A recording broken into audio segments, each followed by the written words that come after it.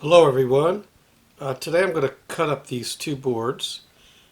On the left we have this beautiful Purpleheart board that's kind of curly. See it? And to the right we have this Caribbean Rosewood board. So I'm going to make some drumsticks out of these boards. Gotten a lot of questions over the years about what I start with when I make my sticks, and I'm going to show you today how we do that. So just bear with me here. We're going to go over to the table saw, change a blade, and then get going. So to cut this Purpleheart, we're going to use a much more fine blade because that wood burns. So you see here, this is a pretty rough blade here. So we'll take this blade off of the saw. One thing that happens is the resin from all these woods will dull these blades pretty quickly.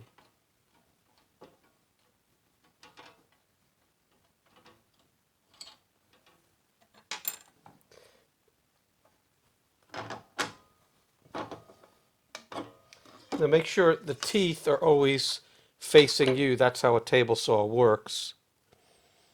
So if you do it the other way, nothing's going to happen. You just burn a bunch of wood. So you see here, this particular blade doesn't have as many teeth as this Irwin blade here, which is not an expensive blade, so I'm not too worried about dulling it up. When I build furniture, I use like an 80 tooth Freud blade that's really, really good, but really, really expensive. So we'll put this on here.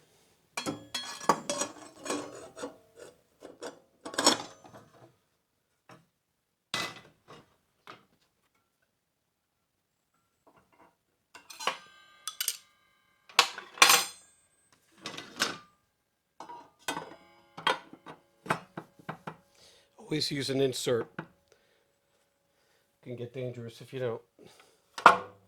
And the blade guard. All right, so that's the height. Now this is a pretty thick board here. It's around 2 inches. So we'll come up a little more here, just above it, and I'll show you how that works.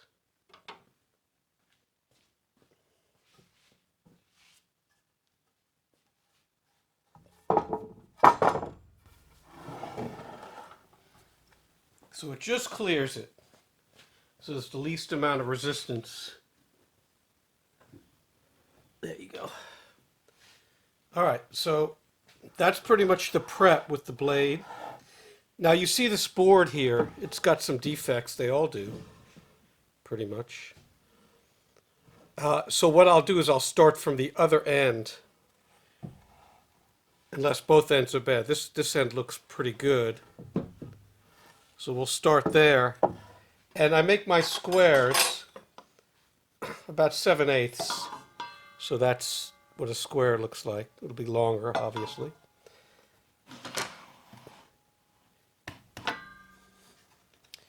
And we'll take this out here.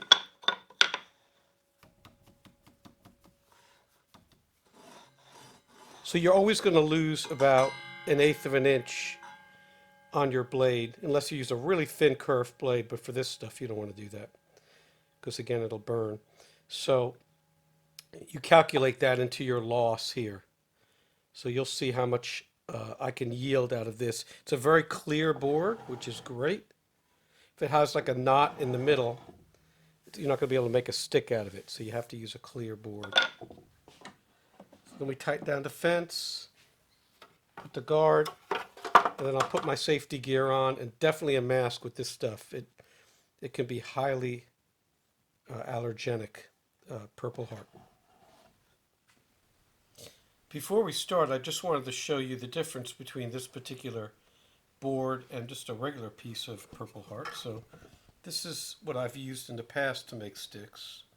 This is Purpleheart. It turns more purple as it's exposed to air. And this is the curly Purpleheart. You see that those curls in there, the figuring is what it is. So it makes it very desirable for any kind of furniture or anything you turn. Pool cues, drumsticks. So That's the difference. And this piece tends to look a little more purple if you're into that color. The piece on my right, in other words.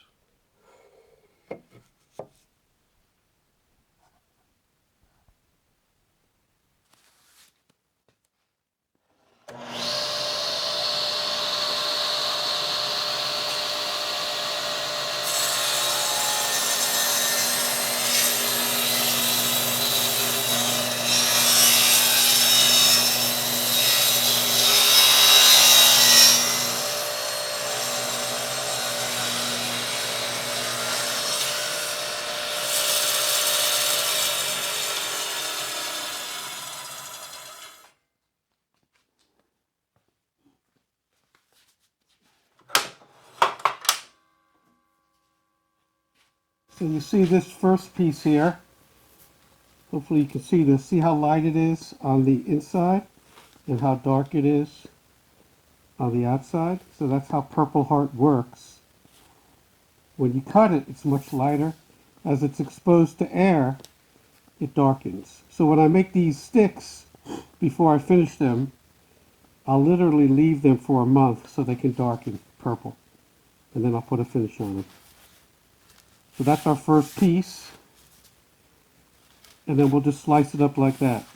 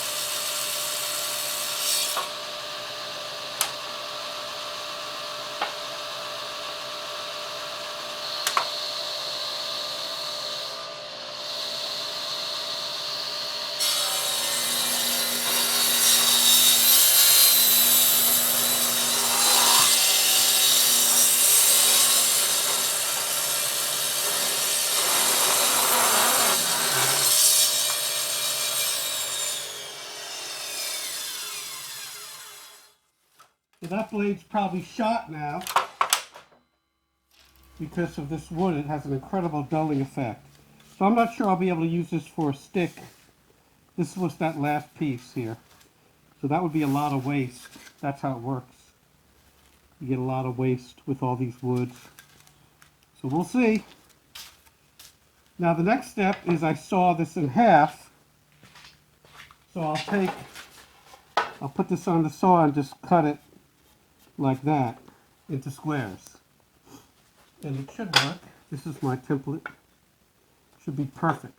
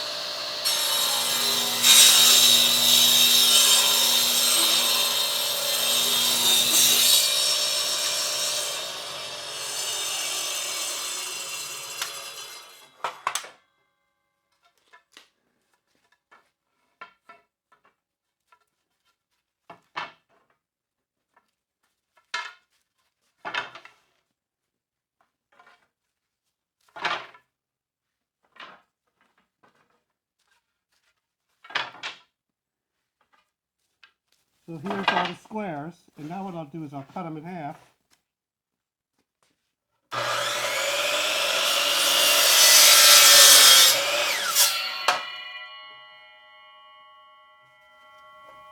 So you have the squares here, that's what you end up with. That's the beginning of the stick here. So here's the yield from that board.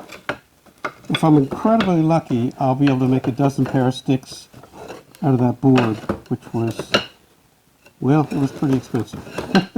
Just because it was curly. It had that figuring. So, again, that's being incredibly lucky, you know, trying to match them up, which is difficult sometimes as far as pitch and all that. And then this is the waste, not waste, but I'll resell this as pen blanks. Anyone want to buy these, let me know. Otherwise, we'll put them up for sale. So that's how that works. All right, so you take that board, you cut it up. Now, once again, we'll go over to the dowel machine, and I'll show you how I do that. This stuff, well, you'll see, it's tricky doing that. It's a little bit dangerous, so be right back.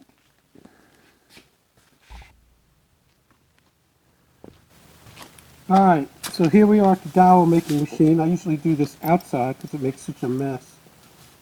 Sometimes these really brittle woods, like Purpleheart, will get stuck because of all the shavings. It's incredibly hard wood. So use a drill and then a socket, and this fits in here like that, and then you drive it through. Now this is dangerous. I've actually broken a finger doing this, so you got to hold on to it with all your might and hope it doesn't twist you. You got to use a very powerful drill. This one is not very powerful because that's all I got up here today, so it'll overheat pretty quick, but it probably won't twist my body as a result. So we'll show you one.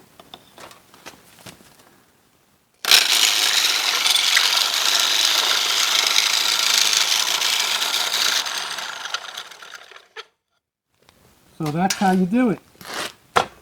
And you see these shavings in here. Some woods are really smooth, like once again, this is difficult. So getting it out sometimes is a chore. That one came out pretty easy. So we'll do a few, I'll show you.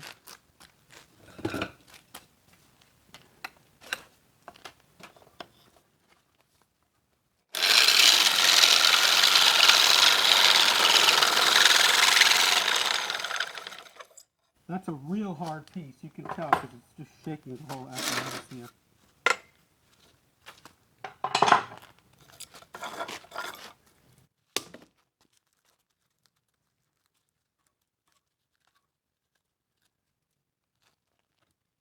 Now these are the ones you got to be careful, the ones that are knotty and have, this probably will not work for a drumstick, but we'll give it a shot. In fact, I could guarantee it. So this one may splinter, so you'll get to see that.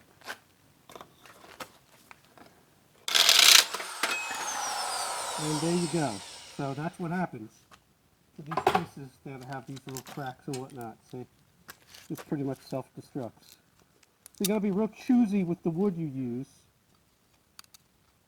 A lot of wood can be bad wood. If you order wood and pay for it, and then it's just terrible, you've just basically wasted your money. You're not going to be able to recoup that.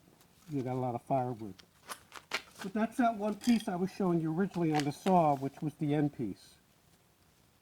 So that's pretty much, you know, firewood right now, but not a big deal, just one piece. But now our yield went down to 11 pairs, if we're really lucky. So again, it needs to be clear like that. No knots, no nothing, because they get hung up, okay?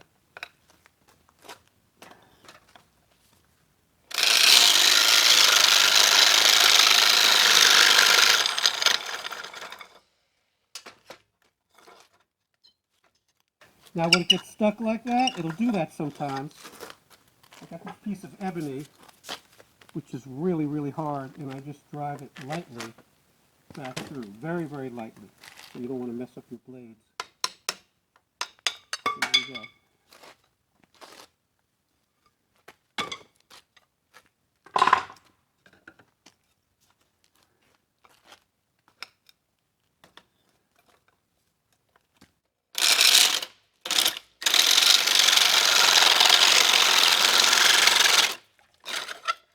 This cheap drill is starting to overheat. I forgot my other drill, so I stopped at Harbor Freight And got like this drill. Actually, for the money, they're incredible.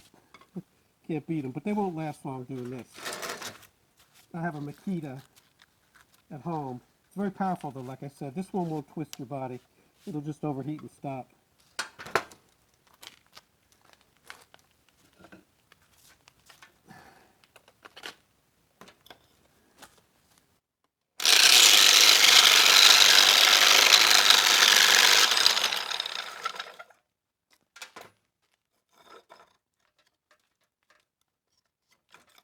Now after I'm done doing this, I'll go over to the lathe, seat this on the lathe, and I'll trim the rest of this down to match the rest of the dowel. Alright, so that's how it's done. I'll show you that in a minute. So this is our yield from those two boards. Those two big boards I showed you. This is it. So we have enough to make 1, 2, 3, 4, 5, 6 pairs of Caribbean Rosewood. If we're really, really lucky, which probably won't happen, I'd say more like 4 or 5 pairs. And probably 11 pairs of this Purpleheart, or maybe 10 if we're lucky. So you see how expensive this can be and time consuming. Just the wood prep. We haven't even made anything close to a stick yet, but getting the boards and all that. So for those of you who complain about the prices, here you go. So we'll go over to the lathe now. It's starting to rain out here. So we'll go back inside the shop and I'll show you how I trim these down. So the final step in this wood processing journey is to make the ends of these square ends, somewhat circular as part of the dowel. And I do this on my cheap lathe here. This lathe is just good for roughing things in. My other lathe, where I actually make the sticks, is much bigger. It doesn't vibrate. It's pretty much customized for drumstick making. Like I said, this lathe is just great for roughing things in. So what we'll do is we'll find the center, and I do that by sight. I've been doing it for so long, I'm pretty quick and good at it. I used to use a tool, but it just slowed me down. So I do that, and then these are called your centers. And then you can turn the stick so it's just pretty much as round as it's going to be on there. And then you tighten this down, and you tighten this down. You got to tighten it down a lot because this is, like I keep saying, hard wood. And then just tighten it up. And that'll transfer over to my other centers in my other shop because I use the same lathe centers.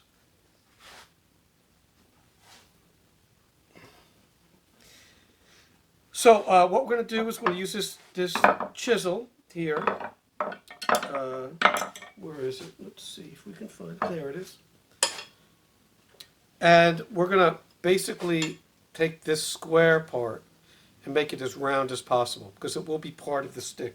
Always, always use a face shield for this. Can't tell you how many times things have jumped off the lathe. Excuse me. And they would have broken my nose or hurt my eyes too. So you got to use this.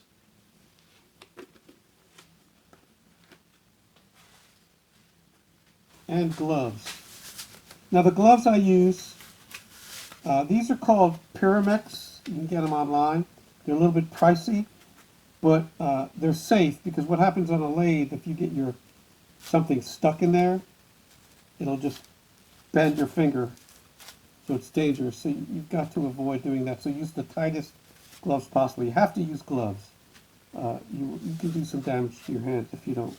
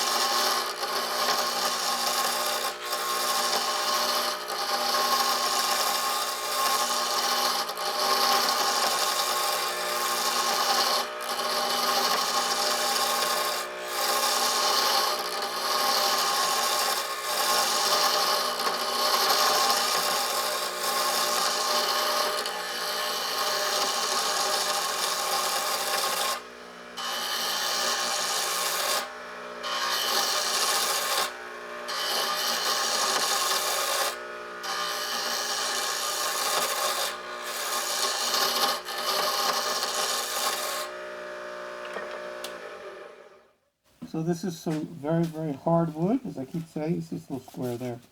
I went to a smaller chisel. Let's take this off now.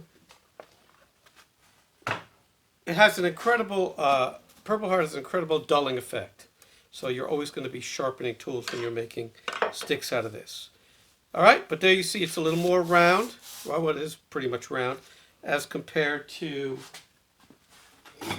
that, which was the original.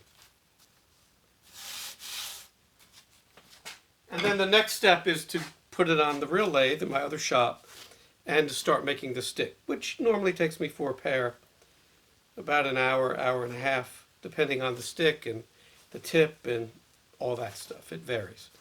So that's the end of our wood processing journey, from board to squares to dowels to getting the ends right. And then the next step is making the stick and then finishing the stick. These particular Purpleheart sticks will probably be ready in a couple months, sometime in January 2023. It's November now. Like I said, I leave them out so they can turn a little more purple once I make them before I finish them. So I hope you enjoyed this. I hope this answers some of your questions about what goes into it, and we'll see you next time.